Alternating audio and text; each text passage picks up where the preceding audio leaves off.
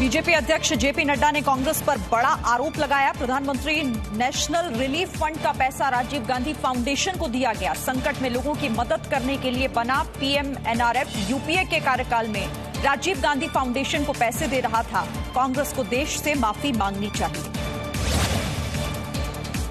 America ने चीन को चेतावनी देते हुए कहा है कि भारत और चीन के तनाव में वो खुलकर भारत के साथ खड़ा है। अमेरिका के विदेश मंत्री माइक पॉम्पियो ने चीन को भारत और दक्षिण पूर्व एशिया के लिए खतरा बताया।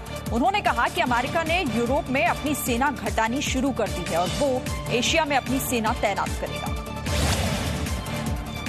सीमा पर तनाव बढ़ाने के लिए भारत ने चीन को जिम्मेदार बताया। विदेश मंत्रालय के प्रवक्ता अनुराग श्रीवास्तव ने कहा कि भारत पहले ही ये साफ कर चुका है कि भारत चीन सीमा पर जो तनाव है वो 15 जून को गलवान की हिंसक झड़प की वजह से हुआ है। चीन एक तरफा कार्रवाई करके वास्तविक नियंत्रण रेखा में बदलाव करना चाहता है।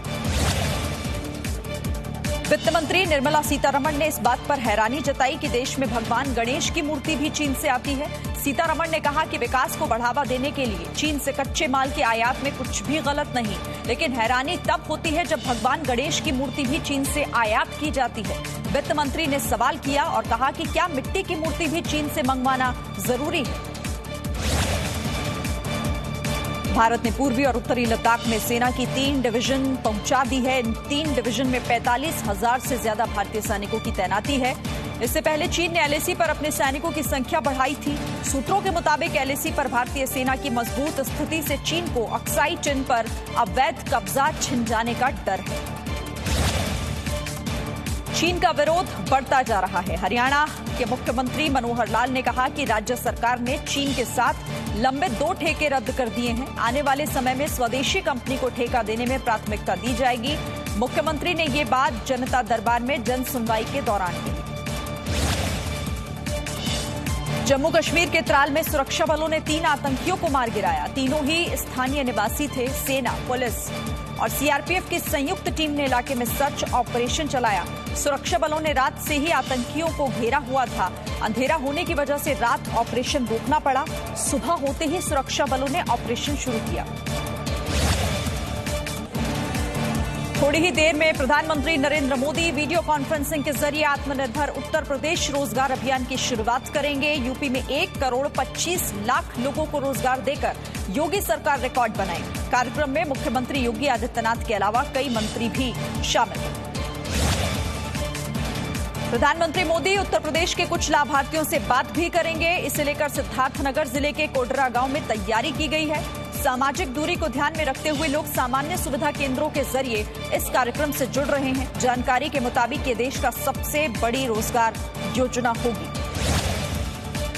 देश में कोरोना से 24 घंटे में 407 लोगों की मौत हो गई। 24 घंटे में 17,296 नए मामले सामने आए। कोरोना से ठीक होने वालों की संख्या 58.24% पर पहुंच गई है। देश में कोरोना संक्रमितों की संख्या 4,90,401 हो गई।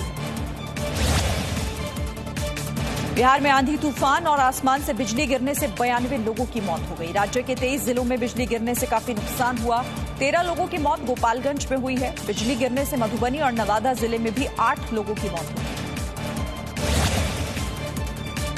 यूपी में बिजली गिरने की अलग अलग घटनाओं में 24 लोगों की मौत हो गई। देवरिया जिले में तेज बारिश और आंधी की वजह से 9 लोगों की मौत हुई। ये सभी लोग आसमान से गिरी बिजली का शिकार हुए। वहीं प्रयागराज में बिजली गिरने से 6 लोगों की मौत हुई है। राज्य सरकार ने पीड़ितों की हर मुमकिन मदद की बात कही है।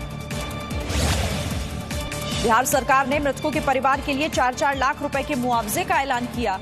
राज्य में अगले 4 दिनों तक तेज बारिश की आशंका है। आज राज्य के 10 जिले रेड जोन में हैं।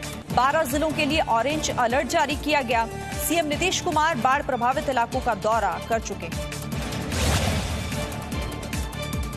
राजस्थान के पाली में रेलवे स्टेशन के पास बने अंडर ब्रिज में 4 से 5 फीट पानी भर गया है। लोगों का कहना है कि हर साल बारिश के दिनों में यहाँ यही हालात होते हैं। पानी भर जाता है। पूरा क्षेत्र 2 हिस्सों में बंट जाता है। इलाके के लोग रेलवे और नगर परिषद के बीच मुश्किल झेलने को मजबूर हैं। रूस भारत को 2 से 3 महीनों में कई अहम रक्षा उपकरण की डिलीवरी कर सकता है। रूस की पुतिन सरकार से जुड़े सूत्रों के मुताबिक भारत सरकार से जैसे ही संबंधित रक्षा उपकरणों की लिस्ट मिलेगी वैसे ही रूस उनकी जल्द डिलीवरी देने की कोशिश करेगा। रूस के रक्षा सूत्रों के मुताबिक भारत ने लड़ाकू विमानों की खेप जल्द देने की मांग नहीं की, रूस अपनी ओर से पहल कर रहा है।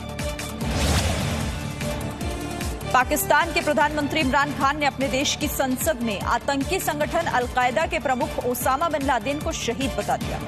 इमरान खान ने दावा किया कि आतंकवाद से लड़ाई में पाकिस्तान ने 10 साल तक दुनिया का गुस्सा झेला और अमेरिका की लड़ाई के लिए 70,000 लोग मारे जा चुके हैं। कोरोना के लगातार बढ़ रहे मामलों के बीच रेलवे बोर्ड ने फैसला किया कि 12 अगस्त तक नियमित रेलगाड़ियां बहाल नहीं होंगी।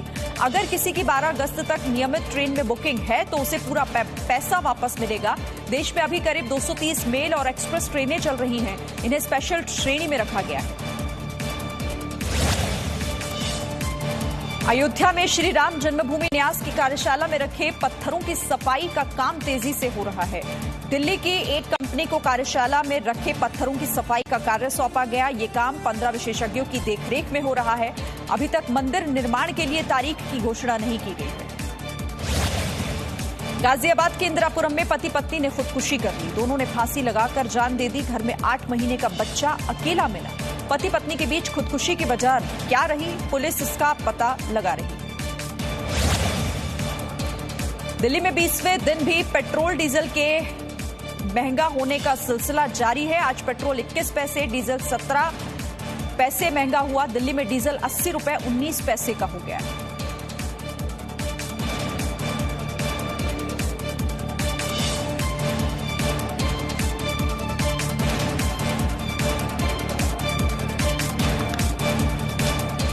और इस वक्त एक बड़ी और presenting B News app available on Google Play and App Store. Download it now.